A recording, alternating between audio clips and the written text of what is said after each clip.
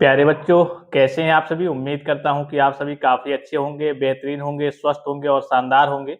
और इस वीडियो में हम बात करने वाले हैं यूपी पॉलिटेक्निक जी-कप 2026 के पॉलिटेक्निक और डी-फार्मा की टोटल फीस के बारे में। अगर आप पॉलिटेक्निक करना चाहते हैं या फिर डी-फार्मा करना चाहते हैं, तो टोटल आपका कितना खर्चा लगेगा, टोटल आपकी फीस कितनी लगती है गवर्नमेंट कॉलेज में, एडेड कॉलेज में, प्राइवेट कॉलेज में, ऑफिशियली मैं आपको सारी जानकारी देने वाला हूँ।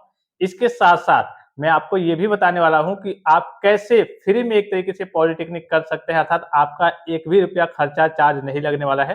तो ऑफिशियली मैं आपको सारी जानकारी देने वाला हूँ और इसके बारे में बहुत सारे बच्चे पूछ भी रहे थे और ज़ाहिर-सी बात है कि इसकी जानकारी आपके पास होनी चाहिए कि भाई हम जो कोर्स करने जा रहे हैं, पॉलिटेक्निक करने जा रहे हैं, डी-फार्मा करने जा रहे हैं, तो इसमें हमारा कितना खर्चा आ जाएगा। भाई पता चले कि आप पढ़ने में बहुत तेज़ है, सब चीज़ आपका सही है, आपके पास डॉक्यूमेंट्स भी है, लेकिन पैसे पैसे ही आपके पास नहीं है, फीस की ही कमी आपके पास पड़ जा रही है। इस केस में आप एडमिशन ले नहीं पाएँगे या फिर ले लेंगे तो बाद में आपके सामने समस्या होगी कि भाई मेरे पास तो फीस ही की व्यवस्था नहीं हो पा रही है। तो आपके पास ये एक्चुअल डेटा होना चाहिए और ये जानकारी पूरे यूट्यूब पे आपको कहीं से देखने को नहीं मिलेगी। जो ऑफिशियल और ऑथेंटिक जानकारी होती है और जो इस बार की आपकी फीस का डेटा है, वो मैं आपको सारी चीज़ें बताने वाला हूँ। तो वीडियो को ध्यान से देख लेंगे, जब भी आपको समय मिले तो वीडियो को ध्यान से देख लेंगे, सारी चीज़ों को समझ लेंगे, क्योंकि यही आपका बेस है। अगर यहाँ पे आप फँस जाते हैं, पैसे के मामले में, फीस के मामले में फँस जाते हैं, तो आगे चल के आपको कल की समस्याओं का सामना, कई सारी समस्याओं का सामना वगैरह करना पड़ सकता है। और इसके अलावा एक और चीज़ मैं आपको बता दूँ कि काउंसलिंग से संबंधित अगर आपको सरकारी पॉलिटेक्निक कॉलेज में एडमिशन चाहिए, तो काउंसलिंग आपका बेहतरीन तरीके से अच्छी जगह से होना चाहिए। तो आप हमारी टीम से कॉन्टैक्ट करके अपनी काउंसलिंग को बेहतरीन तरीके से, क्योंकि काउंसलिंग ही एक ज़रिया होता है जिसके चलते आपका एडमिशन वगैरह होता है, चाहे आपको प्राइवेट में लेना हो, चाहे गवर्नमेंट में, चाहे एडेड में। और यहाँ से बच्चों को गवर्नमेंट कॉलेज केवल दिलाया जाता है। थोड़ा भी अगर मौका मिलता है, चांस रहता है, अगर आपके नंबर अप आए हैं, डाउन आए हैं, एवरेज आए हैं, तो फिर भी कोशिश करके आपको सरकारी पॉलिटेक्निक कॉलेज में एडमिशन दिला दिया जाता है। तो व्हाट्सएप व्हाट्सएप पे आप कॉल करके बात भी कर सकते हैं, कॉन्टैक्ट भी कर सकते हैं। अब चलिए मैं आपको स्क्रीन पे लेकर के चलता हूँ और एक-एक करके सारी चीज़ें समझाता हूँ, सारी चीज़ें बताता हूँ, ध्यान से देखेंगे, सारी चीज़ों को समझेंगे। बच्चों, यहाँ पे आपको इंटरफेस पे दिख रहा होगा और एक-एक करके पूरी मैं आपको जानकारी देने वाला हूँ। सबसे पहले कुछ बच्चे शायद हो सकता है ना जानते हों, यहाँ पे आपको दिख रहा होगा जी-कप, ठीक है? ये जी-कप आपका है क्या? ये दिख रहा होगा जी-कप। ये जी-कप क्या है बच्चों? एक प्रकार की कंपनी कह सकते हैं, एक विभाग कह सकते हैं, एक संस्था कह सकते हैं, जो आपका केवल एंट्रेंस एग्ज़ाम अर्थात आपकी प्रवेश परीक्षा कराती है। इसके बाद से जैसे ही आपका एडमिशन होता है पॉलिटेक्निक में चाहे डी-फार्मा में, तो आप किस बोर्ड में आते हैं? आप BTEUP यानी कि board of technical education Uttar Pradesh जिसे कहते हैं, इसके अंदर आप पढ़ाई करते हैं। जैसे आपने 10th किया होगा या फिर 12th यूपी बोर्ड से या फिर सीबीएसई बोर्ड से या फिर आईसीएसई बोर्ड से, ऐसे कई सारे बोर्ड होते हैं। अधिकतर बच्चे यूपी बोर्ड या फिर सीबीएसई बोर्ड से करते हैं।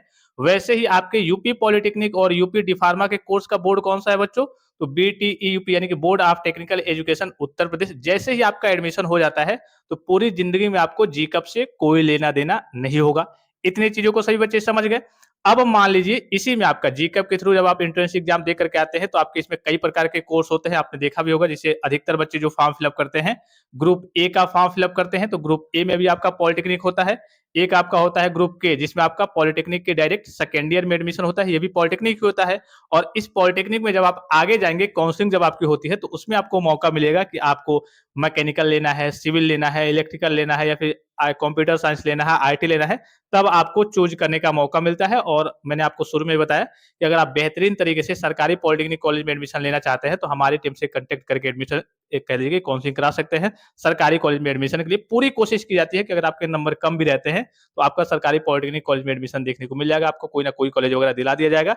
और मेरे पास लिमिटेड सीटें हैं, तो जल्दी से जल्दी, जितना जल्दी आप कॉन्टैक्ट करके अपना वहाँ पे कूपन वगैरह ले लेंगे। ₹250 चार्ज है, कहीं से भी कराएँगे इतना ही आपका फीस लगेगा। कई लोग तो 300-300 लेते हैं और उनके पास जानकारी भी नहीं होती है। हमारे पास से आपको निश्चिंत रहना है, रज़ाई ओढ़ के सो जाना है, पूरी कोशिश करके आपको सरकारी पॉलिटेक्निक कॉलेज में एडमिशन दिला दिया जाता है।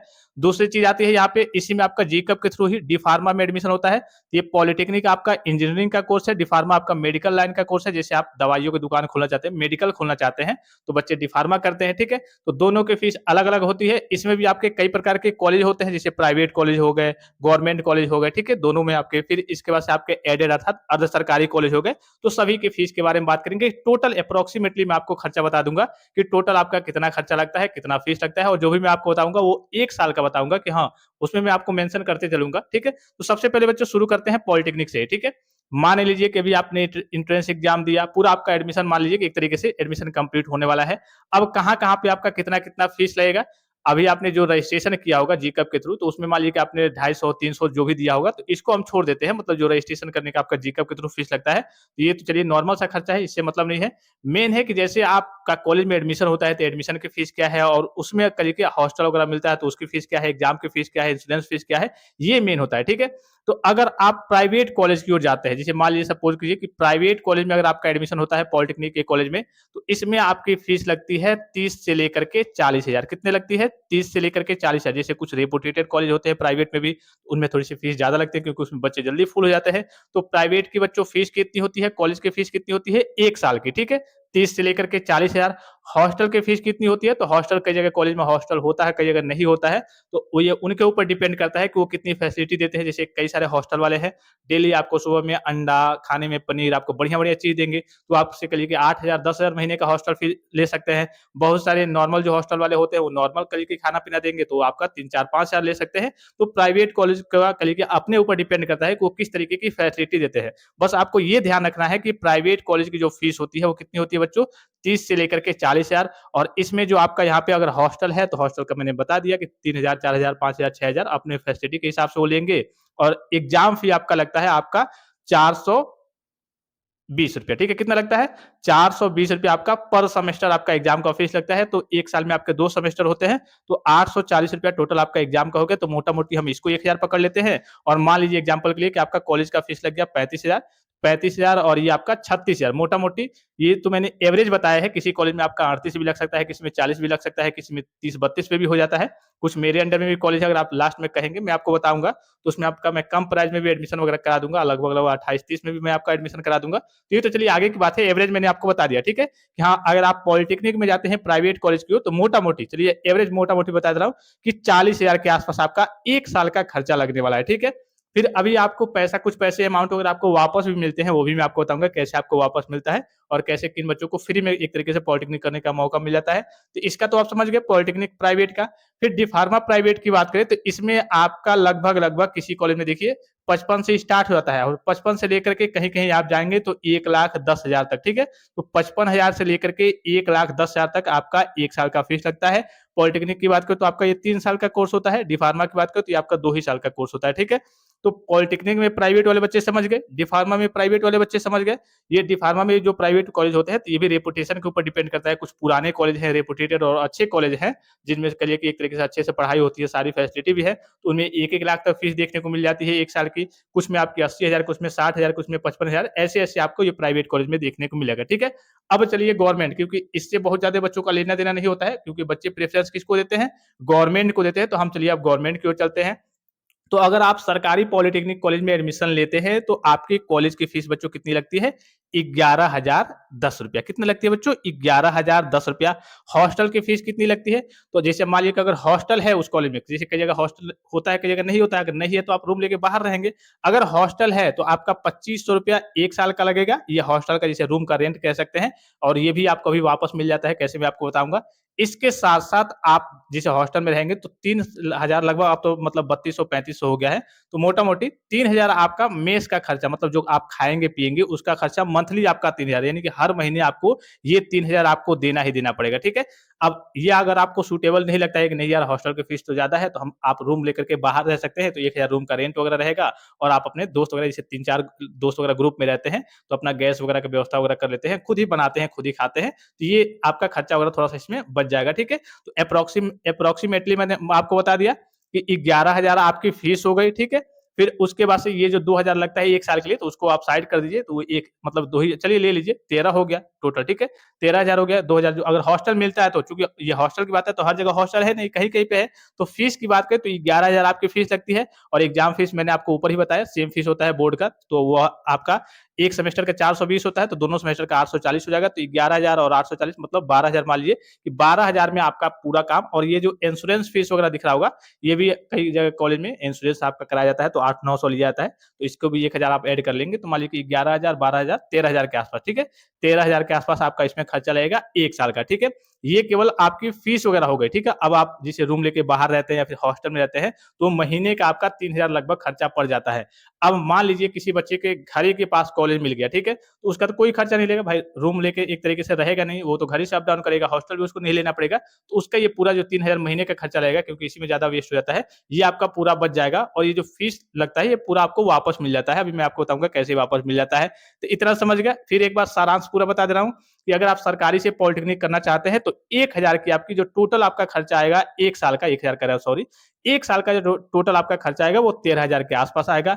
अब चलते हैं डिफार्मा में। तो डिफार्मा की बात करें तो आपका 45000 के आसपास सरकारी में आपका फीस लगता है, ठीक है। ये भी आपका डिपेंड करता है, कुछ कॉलेज में आपके 30000 35,000 लिए जाते हैं, कुछ कॉलेज में 40 45,000 लिए जाता है। तो अप्रोक्सीमेटली हम एवरेज मान के चलते हैं 45,000 के आसपास। और उसमें भी ये जो हॉस्टल दिख रहा होगा, तो हॉस्टल का सब पूरा कंडीशन मैंने आपको बता दिया कि हॉस्टल कई जगह होता है, कई जगह नहीं होता है, और होता भी है तो कितनी फैसिलिटी प्रदान करते हैं, उस हिसाब से आपका वो महीने का 3000 4000 5000 लेंगे। एग्जाम फीस सबका सेम होता है, एक साल का 840 रुपया होता है, ठीक है। तो ये 840 आप मोटा मोटी 1000 मान के चलिए, मोटा मोटी। और इंश्योरेंस फी आप 1000 मान के चलिए। तो इंश्योरेंस फी आपका जब एडमिशन होता है एक ही बार आपका जमा होता है, ठीक है, हर साल आपका नहीं जमा होता है, एक ही बार आपका जमा हो जाता है। तो इसको भी एक तरीके से हम साइड कर लेंगे। तो इसमें मान लीजिए मोटा मोटी 45,000 हो गया गवर्नमेंट में, इसमें आपका 13,000 हो गया। तो ये तो समझ गए कि हाँ प्राइवेट का फीस कितना होता है, गवर्नमेंट का फीस कितना होता है, कब कब जमा होता है, ये थोड़ा सा समझिए कि भाई ये फीस जो जमा करते हैं आप कब जमा करते हैं। तो अभी मान लीजिए कि आप, जैसे मान लीजिए कि जीकअप का आपने एंट्रेंस एग्जाम दिया, उसका रिजल्ट आ गया, काउंसलिंग हो गया, तो काउंसलिंग के बाद से तुरंत आपको 3250 रुपये जमा करना होता है, अगर आपको सरकारी कॉलेज मिल गया है तो, ठीक है।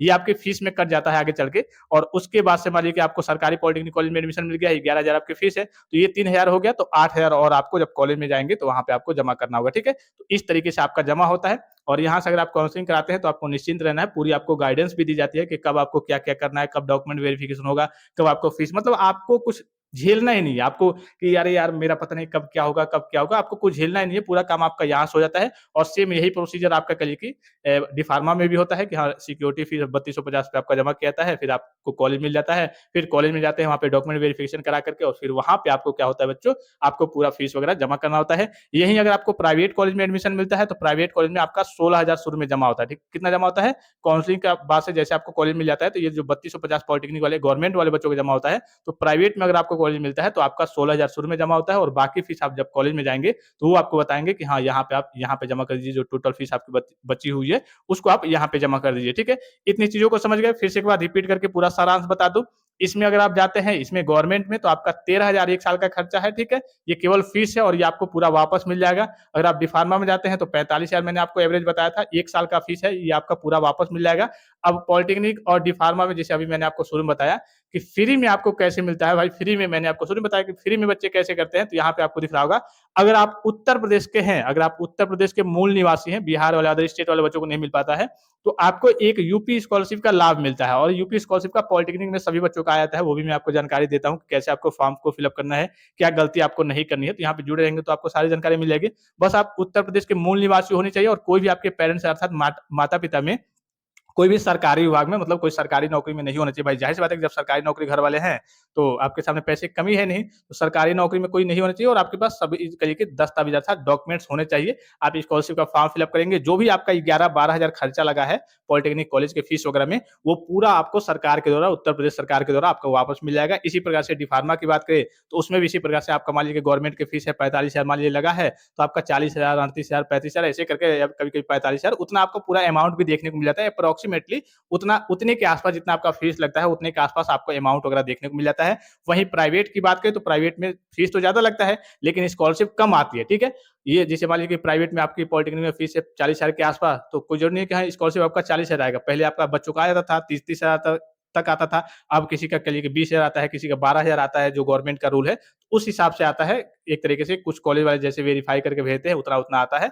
ये डिपेंड करता है, लेकिन सभी बच्चों का सपना होता है सरकारी कॉलेज का ही। तो सरकारी कॉलेज के बारे में मैंने आपको बता दिया कि फीस कितना लगता है बच्चों आपका, और उसके बाद से यहाँ पे दिख रहा होगा फीस कितना लगता है, और टोटल फीस के बारे में मैंने बता दिया, हर एक चीज के बारे में। और आपको ये पूरा, जैसे मान लीजिए जिन बच्चे का, जैसे कोई बच्चा है उसके घर ही के पास कोई कॉलेज मिल गया उसी के जिले में, ठीक है, अब उसको स्कॉलरशिप मिल जाएगा। मतलब घर से मतलब क्या है, स्कॉलरशिप तो आप सभी बच्चों को मिलेगा, लेकिन जब घर ही के पास मिल जाएगा तो जो मंथली उसका हॉस्टल फीस कह लीजिए या फिर रूम लेकर के बाहर रह रहा है, ठीक है, रूम लेकर के रह रहा है बाहर, तो ये पूरा उसका खर्चा महीने का 3000 बच जाएगा, वो घर ही से अप डाउन करेगा, घर ही से खाए पिएगा, तो ये पूरा उसका खर्चा बच जाएगा, तो उसका कोई खर्चा नहीं लगता। अर्थात यूपी से है तो पूरा स्कॉलरशिप, फीस तो आपका स्कॉलरशिप में मिल गया, और जो रहने पीने का मंथली 3000 का खर्चा है, ये भी आपका क्या हो गया बच्चों, पूरा बच गया। तो एक तरीके से उन बच्चों का पॉलिटेक्निक में, उत्तर प्रदेश के पॉलिटेक्निक में किसी प्रकार का खर्चा नहीं लगता है, फ्री में उनका पूरा पॉलिटेक्निक हो जाता है। तो ये उन्हीं बच्चों को लाभ मिलता है जो एक तरीके से पॉलिटेक्निक वाले एरिया में है, कॉलेज सरकारी कॉलेज वाले एरिया में है, आस-पास में है, 10-20 किलोमीटर, 50 किलोमीटर के रेंज में डेली अप डाउन कर लेते हैं, तो उनका पूरा खर्चा बच जाता है और स्कॉलरशिप के रूप में पूरा